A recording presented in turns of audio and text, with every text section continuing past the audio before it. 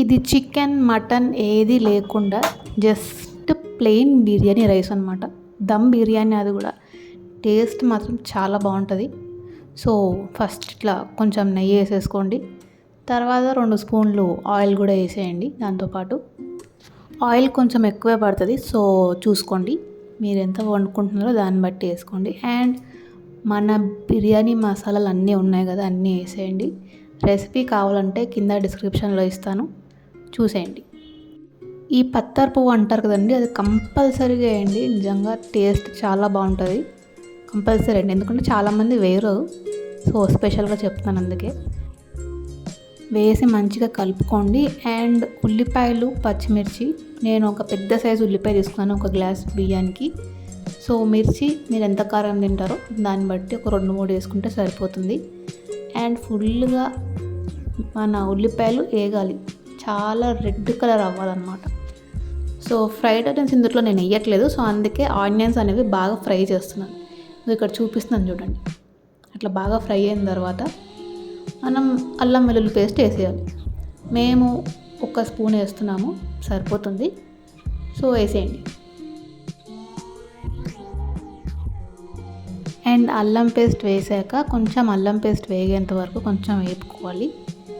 And మన అల్లం paste వేగిన తర్వాత నెక్స్ట్ వేయాల్సింది పుదీనా చిన్న చిన్నగా కట్ చేయండి, కొంచెం టేస్ట్ బాగుంటుంది. కట్ చేసి వేసేసుకోండి. అండ్ అన్నీ ఇలా వేగిన తర్వాత మనం ఉప్పు, కారం, కొంచెం పసుపు అండ్ మన బిర్యానీ మసాలా పొడి అన్నీ వేసి లైట్గా కొంచెం వేయించండి, అంతే. మరి మాడిపోకూడదు. తర్వాత స్టవ్ ఆఫ్ చేసి మనం పెరుగు వేసుకుంటున్నాం. స్టవ్ కంపల్సరీగా ఆఫ్ చేయండి, ఎందుకంటే బాగా వేడిగా ఉంటే పెరుగు అనేది కొంచెం అంత గ్రేనీగా వస్తుంది, స్మూత్గా రాదు. సో నేను ప్యాకెట్లో నుంచి వేసేస్తున్నాను. మీరు పెరుగు సపరేట్గా తీసి ఒకసారి ఇట్లా కలిపి వేసినా చాలా బెటర్. నేను ఒక 1/2 కప్ పెరుగు అయితే వేసాను, ఎందుకంటే మనకి మసాలా అంతా ఇదే కాబట్టి పెరుగు కొంచెం బాగా వేసుకోండి. అండ్ తిప్పేసిన తర్వాత పక్కన పెట్టేసేయండి. అండ్ మళ్ళీ స్టవ్ ఆన్ చేసుకొని మనం ఇప్పుడు బిర్యానీ రైస్ వండాలి. సో నెక్స్ట్ మనం బిర్యానీ మసాలాలు అన్నీ కామనే కాబట్టి అన్నీ వేసేసుకోండి. నీళ్ళు బాగా మరగనివ్వండి, ఒక 5-6 మినిట్స్ అట్లా మరగనివ్వండి. ఎందుకంటే అప్పుడు అవన్నీ మరిగి మనకి నీళ్ళల్లో మొత్తం ఆ ఫ్లేవర్ దిగుతుంది కాబట్టి.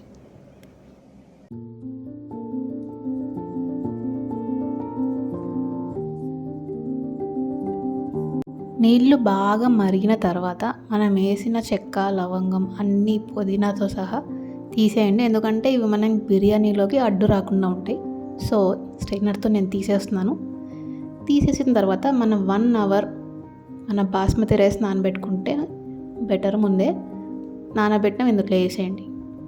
అండ్ 80% కుక్ అయిపోయిన తర్వాత 80% కుక్ అయిపోయి రైస్ అనేవి అవి మనం ఇందాక రెడీ చేసాం చూడండి మన మసాలా, అందుట్లో వేసేస్తాం. సో మనం మళ్ళీ స్టవ్ ఆన్ చేసుకొని మనం ఇందాక వండిన రైస్ ఇందులో వేసేసి దమ్ పెట్టేయడమే. పైన నేను కొంచెం పుదీనా యాడ్ చేస్తున్నాను. మీ దగ్గర ఫ్రైడ్ ఆనియన్స్ ఉంటే, మీకు అంత ఓపిక ఉంటే పైన యాడ్ చేసేయండి. అండ్ కొంచెం బిర్యానీ మసాలా కూడా వేసేస్తున్నాను. తర్వాత కొంచెం నెయ్యి వేసుకోండి, టేస్ట్ చాలా బాగుంటుంది.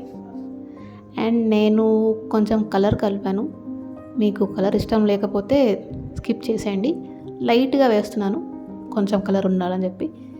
అండ్ ఇందాక మనం ఉడికించిన నీళ్ళు ఉన్నాయి కదండి, అవి కొంచెం ఒక కప్పుడు వేసేసి దమ్ పెట్టేద్దాం. ఒక 2-3 మినిట్స్ వరకు హైలో, 15 మినిట్స్ లో ఫ్లేమ్లో ఉంచండి.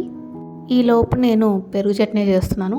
సింపుల్గా ఉల్లిపాయలు ఇందులో వేసేసి చిన్నగా చాప్ చేసేసి, తెలిసిందే కదండి, పెరుగు వేసి పెరుగులో ఉప్పు, కారం, ఇంకా మీకు ఏమైనా కొంచెం మసాలా యాడ్ చేసుకోవాలంటే చేసుకోండి. అన్నీ వేసేసి పెరుగు చట్నీ రెడీ చేసేసుకోండి.